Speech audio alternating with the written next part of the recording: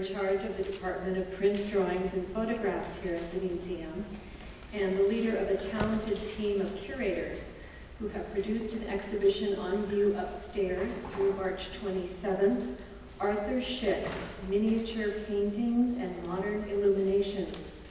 If you haven't had a chance to see it before today's panel, I urge you to walk upstairs after we finish and have a good look. The museum is open until 5 today. The panel discussion is devoted to the prolific artwork of Arthur Szyk, particularly the influential religious and political works produced between 1934 and 1945. And it explores the artist's commitment to the ideas of social justice. Whether combating anti-Semitism and Nazism or advocating for the rescue of European Jewry and civil rights for African Americans, Szyk combined beauty and polemic to spur his audience first to righteous indignation and then to decisive action. The three panelists will discuss how Szyk's powerful imagery drove change in his own era and how artists continue to play a critical role in advancing social justice today. Lee Beisel, Executive Director of the Redford Center, will be our moderator. He brings to the Redford Center expertise and insight into nonprofit, humanitarian, and educational endeavors. Throughout Lee's career, he has fostered dialogue that advances human understanding, resolves differences, and bridges cultural, political, and racial divides. His work gives voice to the disadvantaged and creates avenues for systemic change. He brings a vision of creating collaborative solutions to complex issues to the Redford Center. For more information about the Redford Center, redfordcenter.org. Naomi Natale is an installation artist, photographer, and social activist. She is most interested in using art to bring about and inspire social change. Naomi accomplishes this by creating and directing large-scale art installations that engage hundreds and thousands of artists, activists, and children to act on behalf of a social cause. Naomi believes that by inspiring action through art, you can change the world one person at a time. Currently, Naomi is the founder and director of a new project entitled 1 Million Bones, a fundraising art installation designed to recognize the millions of victims killed or displaced by present genocides. Irvin Unger is founder and CEO of Historicana, a rare book and manuscript firm based in Burlingame, California. A former pulpit rabbi, Mr. Unger is also a specialist in historic Judaica and the curator of the Arthur Szyk Society. He has curated or consulted for exhibitions of Arthur Szyk's art at the Library of Congress, the Spertus Museum, the Deutsches Historische Museum in Berlin, and the United States Holocaust Memorial Museum. Irv was a co-curator with my team on the exhibition on view upstairs. He has written and edited numerous publications on Arthur Szyk, including the book Justice Illuminated, The Art of Arthur Szyk from 1998, and the new edition of the Szyk Haggadah, a Historicana publication from 2008. Paul von Blum is Senior Lecturer in African American Studies and Communication Studies at UCLA. He has received Distinguished Teaching Awards at the University of California at Berkeley and UCLA. Trained originally as a lawyer at UC Berkeley, he has just published his memoir, A Life at a Margins, Keeping the Political Vision, and is the author of 5 previous books and over 100 articles on art, education, law, and cultural studies. He is recognized as a leading authority of political art and African American art and has lectured widely throughout the United States, Europe, and Southern Africa. We thank them for joining our panel today. So I'm going to turn the microphone over to Lee, who will moderate them for the next 45 minutes or so. Sharon, is this working, the mic? one problem, see? Okay, now can you hear me all right? First of all, welcome everybody. I'm delighted that you came out on this Sunday afternoon. Karen, we really want to thank you and the museum for having us here, and we applaud the great work that goes on here all the time. And I know your work as a curator has lots of impact. I guess it's getting kind of romantic now, the lights going out, it's kind of nice. Or if you can put up the first slide as the background. We have three wonderful panelists you're going to be hearing from. I just kind of want to give a little bit of an introduction, and we're going to get right into Szyk's work. But I'd like to describe the feeling we want to have here today. You take the beauty of this room, you have this incredible artist that we're going to be talking about, his work, his life, his passion. But we sit here in an exceptional setting this afternoon, right? I want you to place in the background right now the tension on the streets of Cairo, the fevered pitch of what people are out there doing. What we hope this afternoon is that you'll leave with more questions than when you have right now. We hope that for some of you, and I know that many of you here are already committed in your own ways, that you'll leave after hearing Irv and Paul and Naomi and go out and be more engaged in the things you care about, because that's at the core of Arthur Szyk and his work.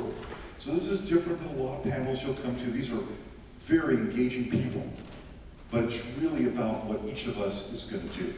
Just so you understand the parameters of the afternoon, and because I know when I go to a program, I like to know, wow, first of all, the moderator will go on for 2-3 hours, what's going on here, is the program will end by 3:30.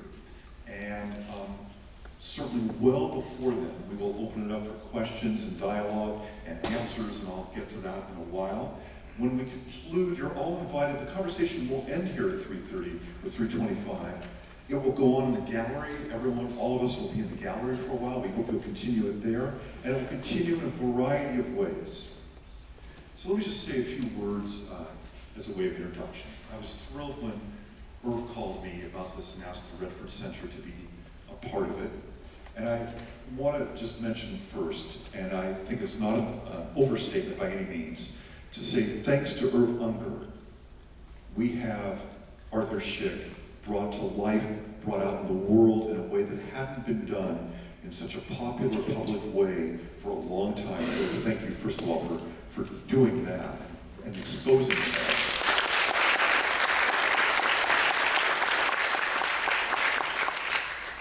So I want to give you a sense of a view on art and activism just to get us started.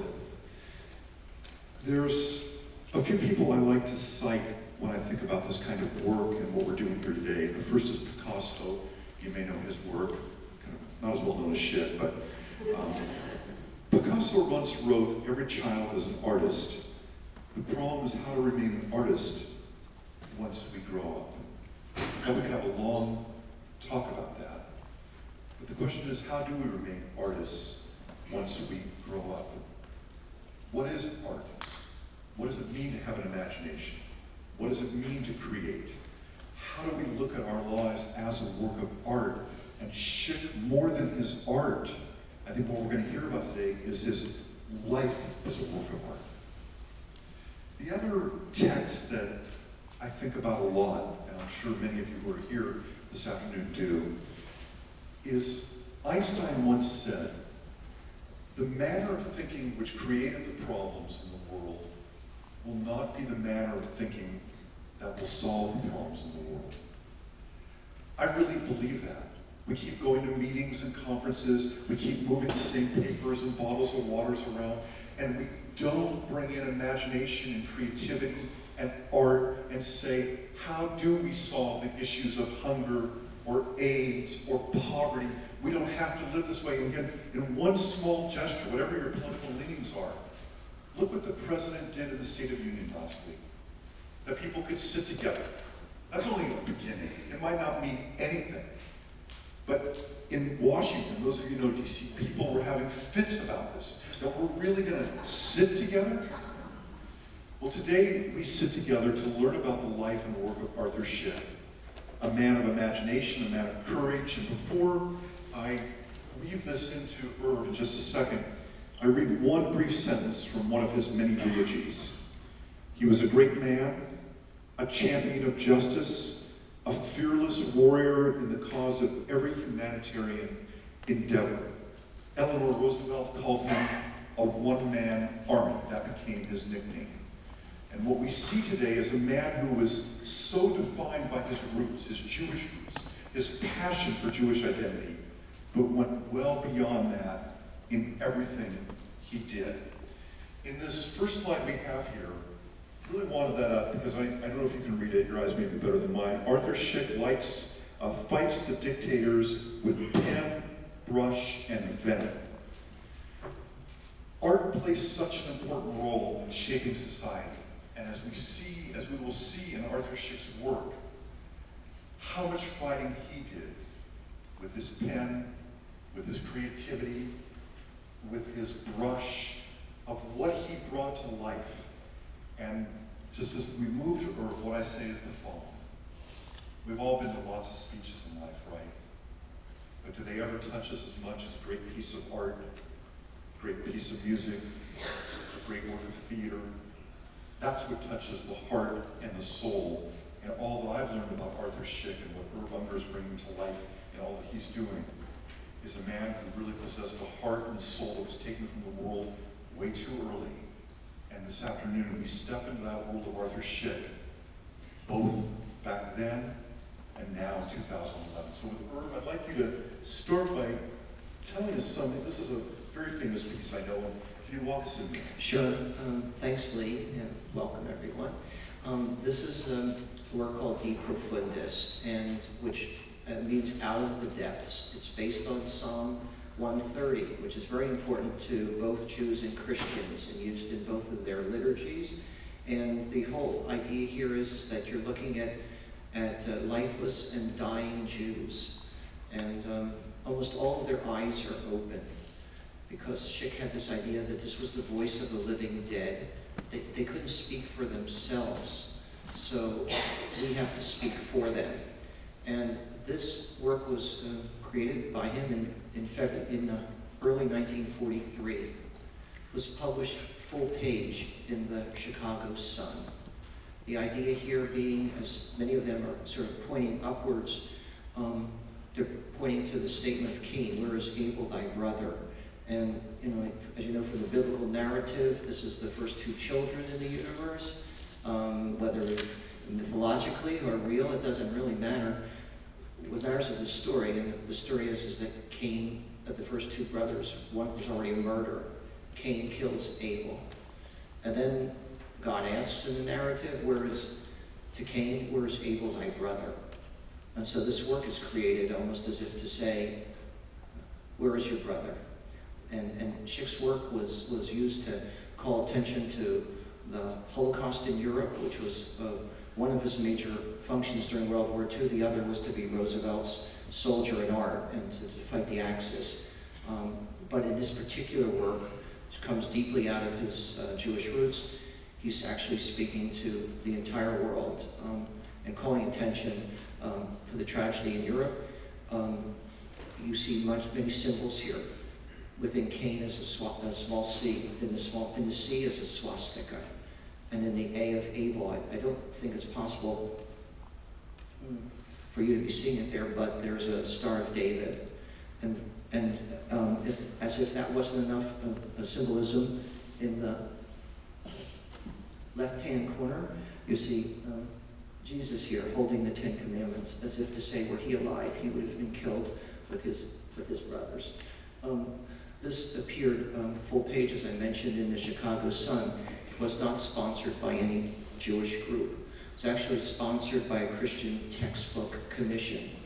And Szyk's art was used to convey the message that because of much of the anti-Semitism that not only existed in Europe, but also in America, and this was directed to the American audience, this textbook commission, which founded the Protestant Digest, and through which they did much work to fight against anti-Semitism, said that because of what we've had in our textbooks and Christian textbooks in the decades and what we've taught throughout the centuries, that we have to take responsibility for this. And not only is it anti-Semitic and anti-American, but anti-Christian itself. And that's the way in which this art was used. And Szyk was well aware of that when he created this art, and gives you an insight.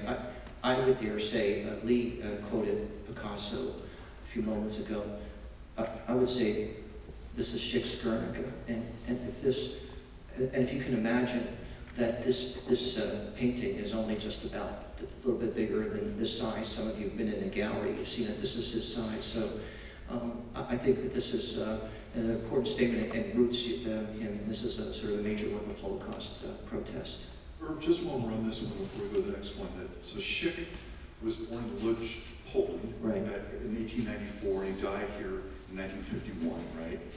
And had he ventured into these areas? And where did he start? When did he become an artist? So Szyk, really, it's said that during his lifetime, that when he was 6 years old, he was already doing drawings of the Boxer Rebellion in China. Can you imagine a Jewish boy living in Poland who was concerned about rebellion in China? We don't know if stories were told during his lifetime by reports.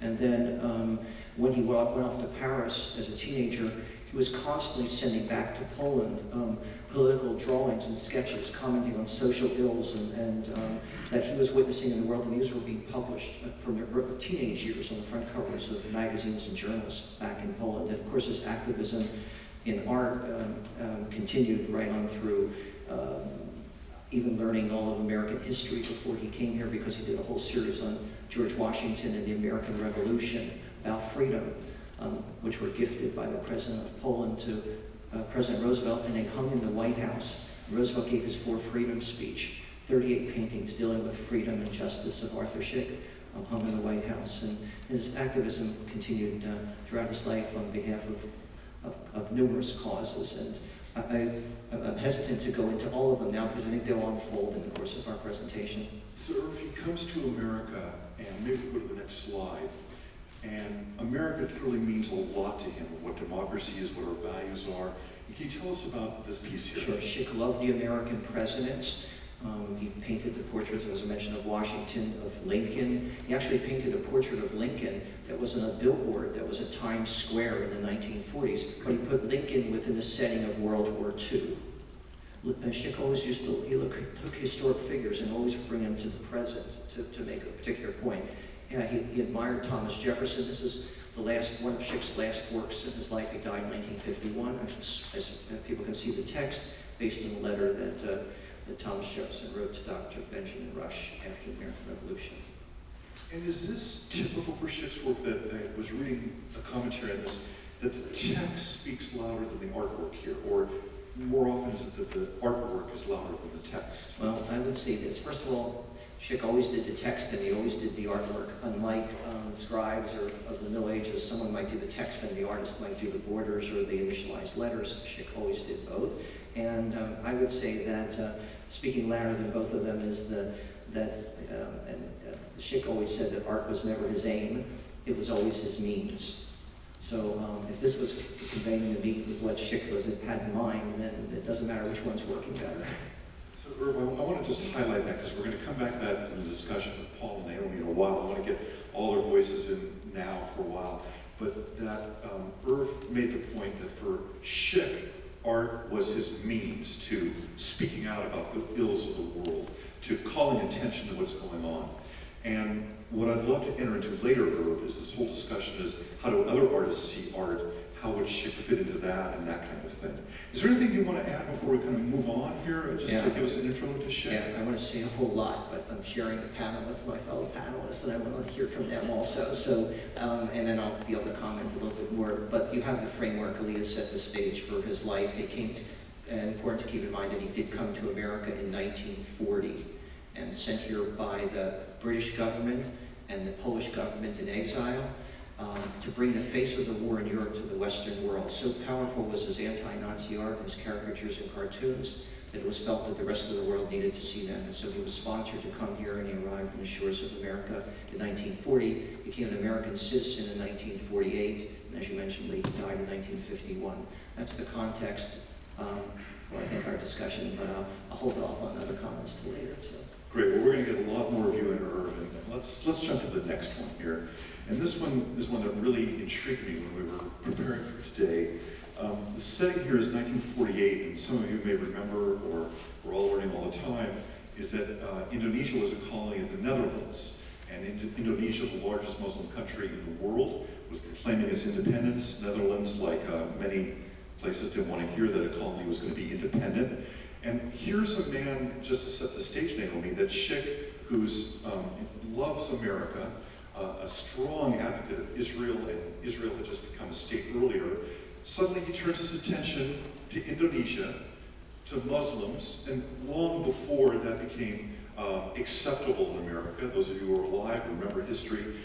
We like to revisit history a lot, just like everyone was for the Civil Rights Movement, just like everyone's for a bunch of other things, just like everyone was against the Vietnam War. Well, this was a controversial time, a controversial piece. Naomi, we have you here from Albuquerque, a little place in New Mexico. Can you tell us a little bit about your work and how it continues in this tradition and what you're doing with some of the great projects you're working on? Sure.